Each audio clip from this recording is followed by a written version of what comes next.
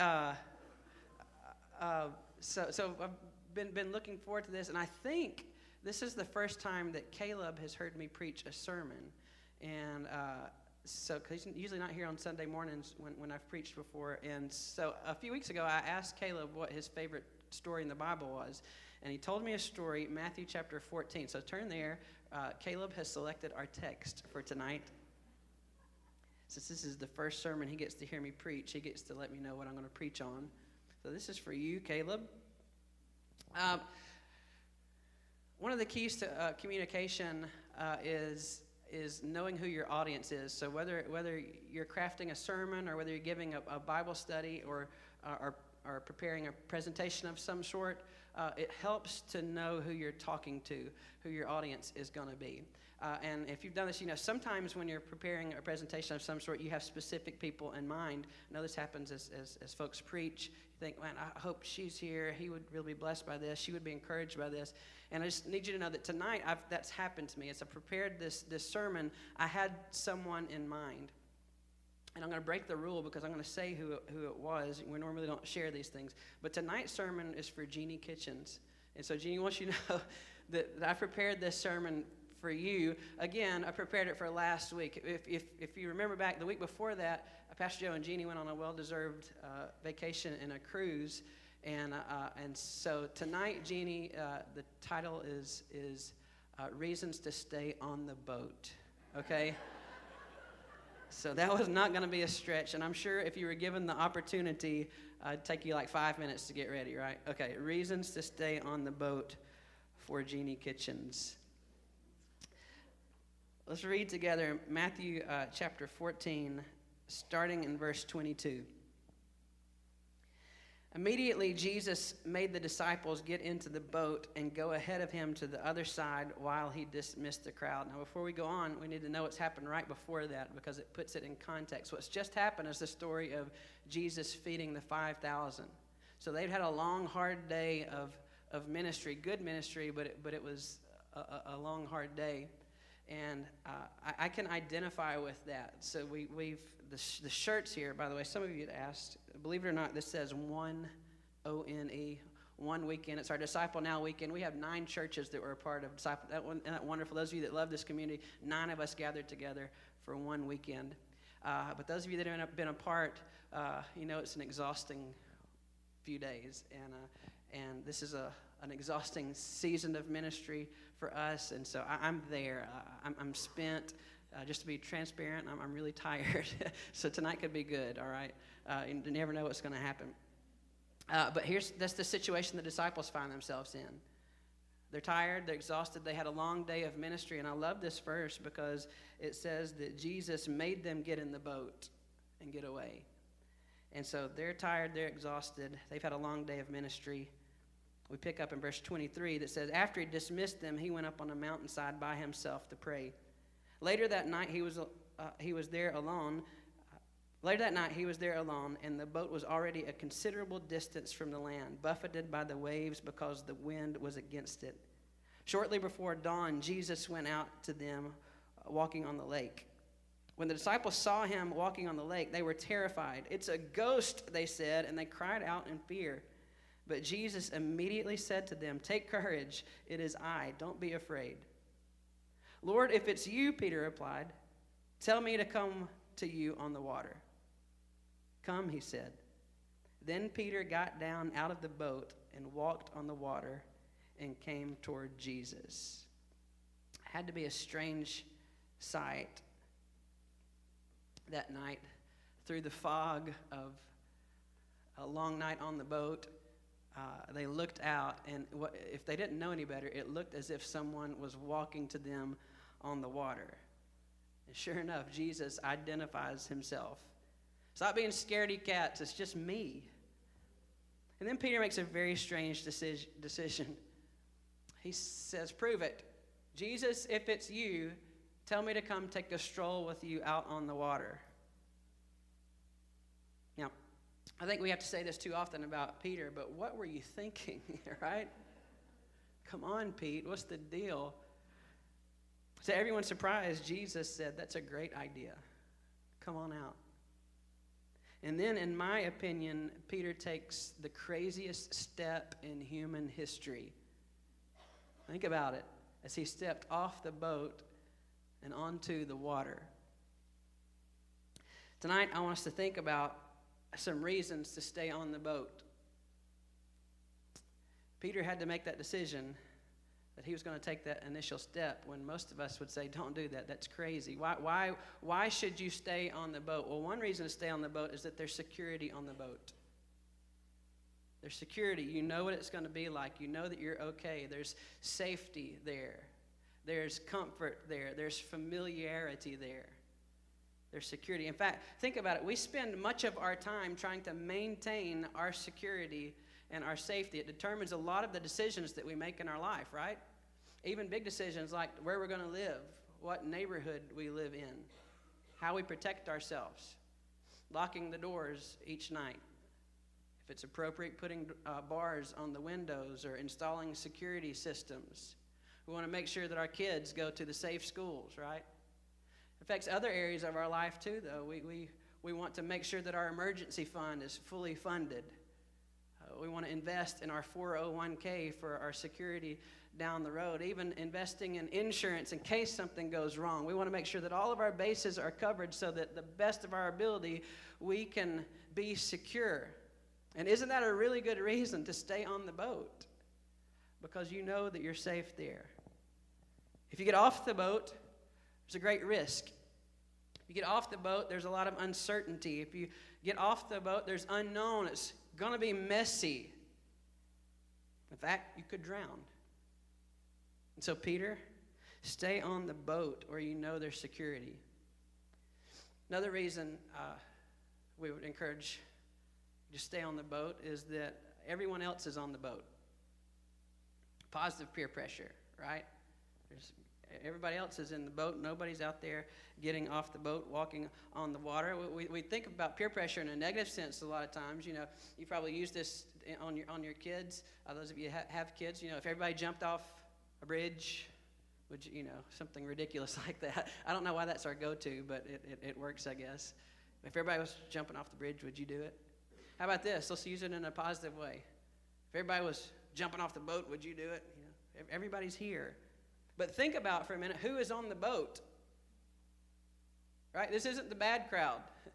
This is who we want to be with. This is the disciples. These are the followers of Jesus. We could put it in a way that may make sense to us. This is the Sunday night crowd in the boat. Now, that statement doesn't make sense to anybody else, all right? People outside of this room don't know what that means, but we in this room, a majority of us know what that means. We are the Sunday night crowd. We are the ones that are where we're supposed to be, doing what we're supposed to be doing. We may not know why, but we're here, being where we're supposed to be, doing what we're supposed to do, just like the disciples were. In fact, remember what had just happened the day before. These are the people that literally God used to feed a multitude. God was using them in powerful ways. So wouldn't you want to encourage someone, hey, if those people are in the boat, stay on that boat, right?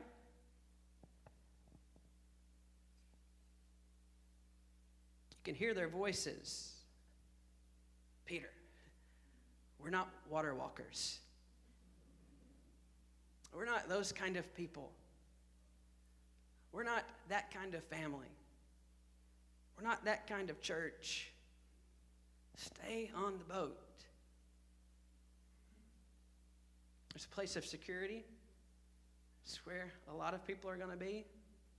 Another reason to stay on the boat is it doesn't make sense to get off the boat. We think about when they saw Jesus walking on the water, the Bible tells us they were frightened. Understandably so, I guess. With all their experience, they'd never seen anything like this. This was an unnatural experience. In fact, the Bible tells us their best explanation in the fog of what they are experiencing, their best explanation is, it's a ghost, right? I don't know what this is. remember who these people are. These are the disciples. Several of them were professional fishermen. All of them, at least, sailing or fishing was a major hobby. It's what they loved to do. So they had thousands, if not tens of thousands of hours experience on this particular body of water. They'd never seen anything like this. They couldn't figure out what it was. They couldn't explain it. It didn't make sense to them. It couldn't make sense of anybody being able to walk on water, much less Peter. And yet here we have an example not of out-of-the-box thinking, which we encourage sometimes. This is out-of-the-boat thinking. Doesn't make sense. We've never done it that way before. Nobody's ever walked on water, Peter. It's one of the last words of a dying church. We're not going to do that because nobody's ever done that before. Peter, stay on the boat. It doesn't make sense. We're all here. This is our place of safety and security. And we could go on for quite a good amount of time tonight, I think, thinking together of reasons that we should stay on the boat. And I've thought about this for weeks now. And I can only think of one good reason to get out of the boat. Only one. I could think of many more reasons to stay in the boat, but I can only think of one good reason to get out of the boat, the place of security, the place where all of the people are, the place where we understand and everything makes sense. The only reason I can think to get out of the boat is this: because Jesus is there.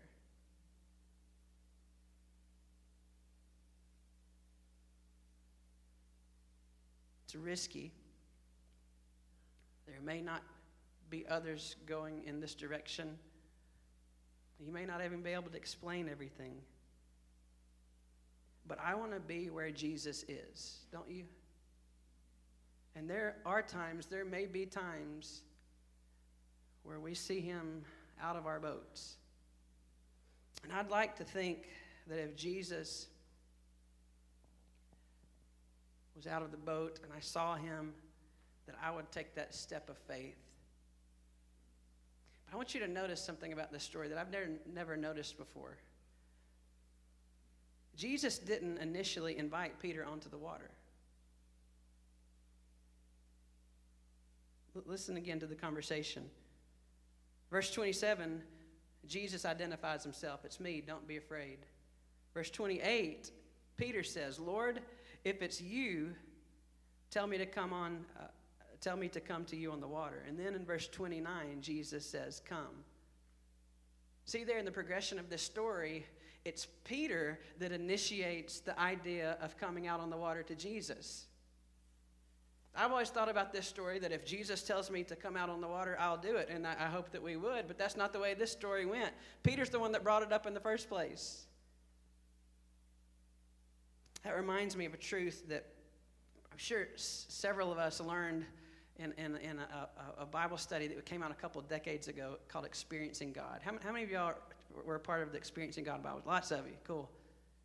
See if you remember this truth that stuck with me to this day. Find out where God is at work and what? Yeah, you remember it. Find out where God is at work and join him there. God's revelation of himself is his invitation to join him. We don't need special permission to join God where he is at work. In fact, this is what I think, that my understanding of Scripture, this is what I believe. We don't need special permission to join God in where he is working. We need special permission not to join him where he's at work.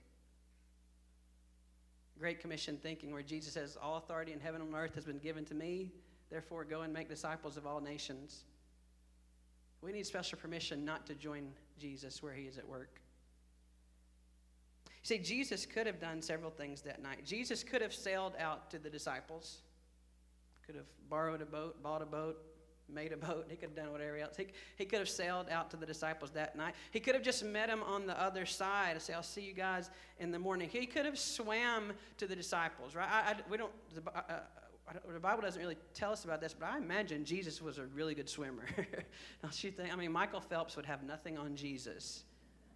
The dolphins would have nothing on Jesus. I imagine he could take care of his own. He could have swam out to them. He could have appeared to them. Jesus did that kind of thing. Now you see me, now you don't. He could have flown to them if he'd wanted to. He could have descended down on the boat just like a short time he would ascend into heaven. He was capable of doing all of that, but Jesus chose to walk on the water to them. And I don't know all the reasons why, but I believe that one of the reasons he did this, in part at least, was to give his disciples the opportunity to get out of the boat and join him in what he was doing.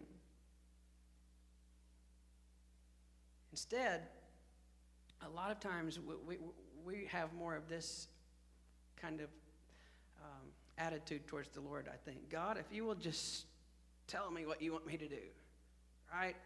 If you'll just, I know we're probably not expecting this, but if you'll give me some sort of burning bush experience, right? Exodus chapter 3, that's like you did to Moses. If I see a burning bush and you talk to me from the burning bush, then I'll do whatever you tell me to do.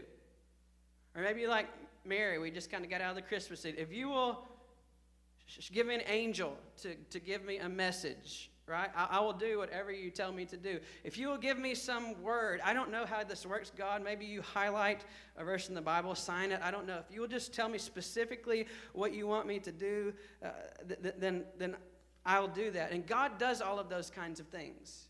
He does. But I believe that more often than not, he just simply opens our eyes to where he's working, which is our invitation to be a part and to join him. Yet many times we are more content to stay on the boat and say, no, I think I'm going to wait for that burning bush. I'm going to wait from that encounter of an angel when God has given us the invitation. What does it look like to get out of the boat? Just quickly tonight, we're not going to be long. Quickly, I want to show you a few pictures of what it looks like to get out of the boat. In fact, I got literal pictures. Beth has those for us. This is Lee and Krista Surtees. These are I grew up with Krista. Went to church with her at Pleasant Ridge. In fact, many of you, I'm sure, know her parents, Sammy and Janice Poole. Lee had a very successful job. They were doing well, living the dream, had everything that we would desire to have, and yet he chose to pack up their family and move them to Kampala, Uganda this last year. Packed up the kids. They're going to school there because he saw that he could use the skill set that God had gifted him with to help a ministry far away. Why? Why would you do that? Why would you give up the American dream to go live that kind of life? We can think of so many reasons not to do it. I can think of one to do it. He saw Jesus. He saw Jesus at work, which was his invitation to join him. Here's another picture. You might recognize this guy a little more. Y'all know William Davis. Great guy, member of our church. William stepped out on a limb last year and gave up a week of his vacation to do something he'd never done before, to use his skill set, whatever God had gifted him, his ability, and he went with Frank and a group of a couple other people. Where did y'all go? Okay, I couldn't remember the... Yeah. And worked with the ministry there, something he'd never done before. In fact, it impacted him so much that the very next opportunity he got, I think, which was our church mission trip, he took his entire family, took a week off again, and brought his entire family on our church mission trip. Why would you do that? Why would you give up your week of vacation when you could have done so many things? Why would you leave your family for such an extended period of time? I could think of many reasons not to do that. It was tough work. stretching himself. I can think of one to do it. He saw Jesus at work, and he joined him. This family's been a blessing. The Rock family. So cool. Just cool to see. I don't think I've never seen God work like I've seen through them. Cool thing about this picture particularly was taken on, I think it was October the 26th of just a couple of months ago. This was just a few days before we met. Pastor Joe, you remember when they just showed up on the church campus. They were enrolling Mason into the high school and said, we just pulled in. I kind of see a difference. If you know, they look a little bit different because this was before the Lord saved them. You can kind of see that on their faces just a few days before they came here. They moved to Alabama, away from their home in Colorado. Navy man. Such a huge guy. Strong, big, manly man, and yet we have seen him broken. Many of you were here the night he shared his testimony. Many of you here last week as he was baptized, to see he and his wife surrender to Jesus. Why would a big Navy man, a manly man, allow himself to be broken?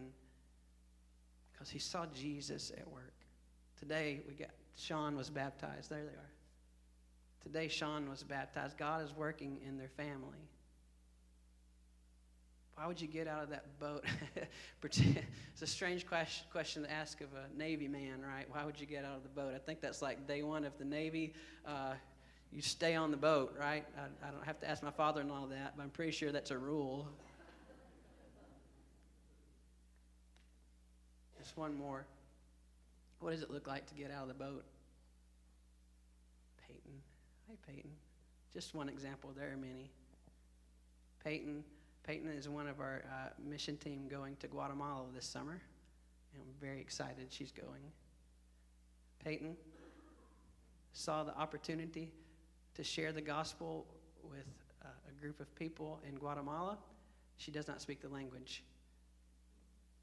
She's going to a different country, never been on a plane. Trip costs $1,700. Does not have that in her bank account. In fact, I love it. She's all right. Got to pay the deposit. Start selling my stuff at her yard sale to raise money for the deposit. Why would Peyton do that? Why would she get out of her boat, her place of comfort, her place of safety, her place of security? Well, not everybody was doing it. Maybe she couldn't even understand it because she saw Jesus. Again, story after story after story. Those are just a few. I know you have those. But I want to encourage you to follow the example of Peter, which we have to be careful of sometimes. Follow the example of these people. And not just get out of the boat. That's not the point. Not to rock the boat. But rather to fix your eyes on Jesus. Fix your eyes on Jesus, who is the author of our faith. He opens our eyes.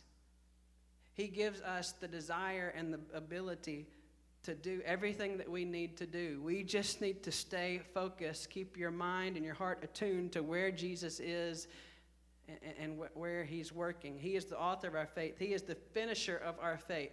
He brings our faith to completion. He sees it all the way through. We have not arrived yet. However long you've been on this journey with the Lord, you have not arrived yet. And yes, I know the end of the story. I know there will be times that we sink. But when we do, we also know that we will find an outstretched arm of Jesus who is ready to pick us up and said, all right, keep walking on the water with me.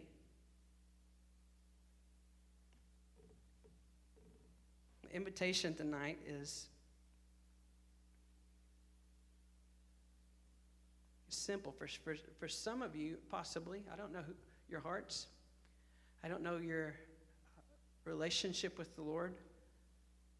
For some of you, I want to encourage you to step out of the boat to Jesus. Not to a mission, not to an adventure, but to a relationship. For some of you, you may find yourself in this situation. In your sin, you are helpless and you are hopeless.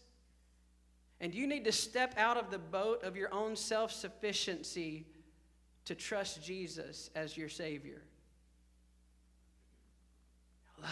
I'll never get over him. I love the picture of Mr. Rock.